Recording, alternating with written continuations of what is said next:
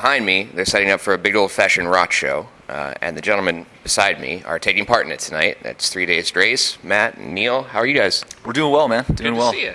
Good, man. Good. How's everything? How's the tour going so far? Good, man. It's been long. We've gone everywhere this year, from South America to Russia, all over the place. Yeah. What is on a day like today, before while they're building stuff and sound checking and everything? What do? You just hang out and watch some Netflix, or? No, we try to get outside, man. It's a great time of year to go out and rip around on some bikes or skateboards and stuff. Try to maybe get a workout in and that type of thing. And they had laundry facilities here today, so tonight's gonna be a bonus because we're actually gonna be on stage wearing clean clothes. Smell good. I saw you were carrying a bunch of shirts in, so good for you. Yeah, no, I'm pretty stoked about that. The new album is Human, came out in March, and this is your first trip out being the guy. You're the guy now. Yeah, man, it's been awesome. The fans have been great and loved the album, so we couldn't be happier. Yeah. Is that difficult? I mean, especially there's so many 3 Days Grace hits, and you're stepping in and you're the guy now that has to sing those, and you're the new lead singer. At what point did that start feeling comfortable? Like you were a part of those songs, and they weren't just the things that came before you. I grew up around the guys, and my brother plays in the band, so I watched 3 Days Grace go from being in my basement as a kid to then being in arenas and I was always around for these songs. So what the guys were going through, I was also going through too, like hard times and sickness in the family and all that kind of stuff. So where the songs come from, I feel it too, and on stage I feel it. Not to bring up the ex-girlfriend, but the Adam's out and he's got another band now. Is that strange to see him doing other stuff? No, man. I mean, listen, life is short, and we're all out here for the reason of being passionate for music. So we just focus on what we do and what we love, and that's what really matters to us. So we just kind of focus on our own thing. But life is too short to really look backwards in any respect, in any avenue of life. Yeah. And I think the band has been regenerated, and everybody's a lot happier out on the road, and it's much better. Good. I'm happy to hear that. And you're no stranger to everything. You had a band yourself, the very successful band for a while too, before this whole culmination of everything.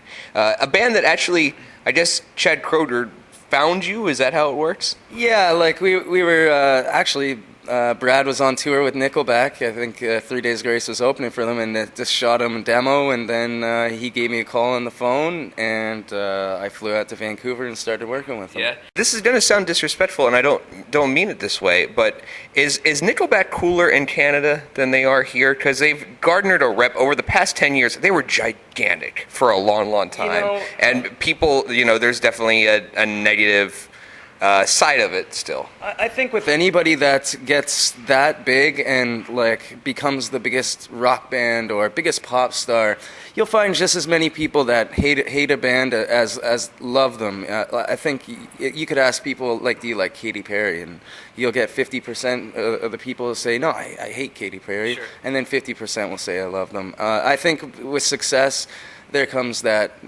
hate and love, and on the internet you can breed both of those things. You hear both a whole lot louder, don't you? Oh yeah. So is that kind of the thing? It's kind of the same split up in Canada as it is here.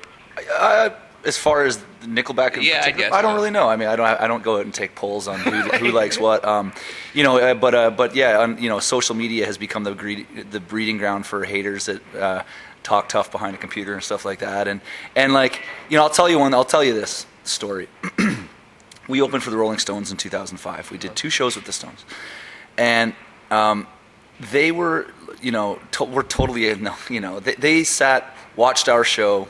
We're a little heavier than the Stones. We worship the Stones, and they came up to us and thanked us for being out and touring and doing these shows with them. And then we had a conversation. We drank a bunch of beers with them, and they were the most grounded, down to earth people we had ever met, and they were the Rolling Stones. And so, is when it comes to fans or jumping on a bandwagon for hating or loving something just because it's something that you're not into or that you're not part of, or maybe sometimes it stems from jealousy, other bands kind of being shitty to one another, or a band saying, oh, this isn't cool, but what I do is cool, and stuff like that. That night that we actually just chilled with people of that stature, sure. totally inspired us to like not be shitty to anyone who thinks that, you know, that their stuff is cooler than something else, because it's art, you know. So to sit and say, you may not like something, but that's a lot different than saying it sucks. I totally agree with that. And look, we're all doing the same thing. I mean, you guys are out there busting your ass just like everybody else is, even though it's, you know, might not be the taste. And I think that's the point you're making. You know, you guys are all still just trying to create and just trying to be out there. For sure. And it's like if you wake up and love what you do every day, then that's like, for me, that's the definition of happiness. And so, you know, we don't get led down the road when it comes to like, what do you think of that band? And like, because it's like, you know, I may not care for the music.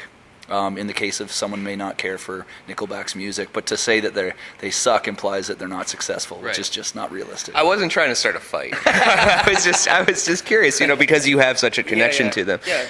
Here's a great problem for 3 Days Grace to have, is this new album comes out and you guys have some new #1 active rock hits, and you got to start, like, how do you pick? Like, now, can you fit everything into one set now? Yeah, we're doing the 90-minute set, you know, and we've been fortunate enough, like, with this record, we put out 2 songs before we even had an album that went to #1. You know, before we even had the album out, we put out a song called Painkiller and a song called I Am Machine. Both went to #1, and so then we stayed on the road, and so by the time we put out The Human, there was already familiarity with the new stuff, which really kind of helped warm the crowd up to the new material, and then still we can bust out the older stuff. Right.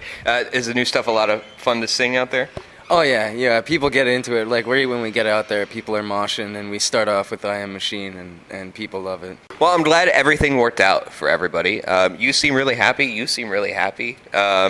You know, you seem super polite, because I think that's the Canadian thing. Yeah. Is that what it is? It's just the way that polite until midnight. Okay, deal. Yeah. Tonight, here at the Electric Factory, we're getting out of the way so people can start sound checking. It's 3 Days Grace. Thanks, guys. Thanks, man.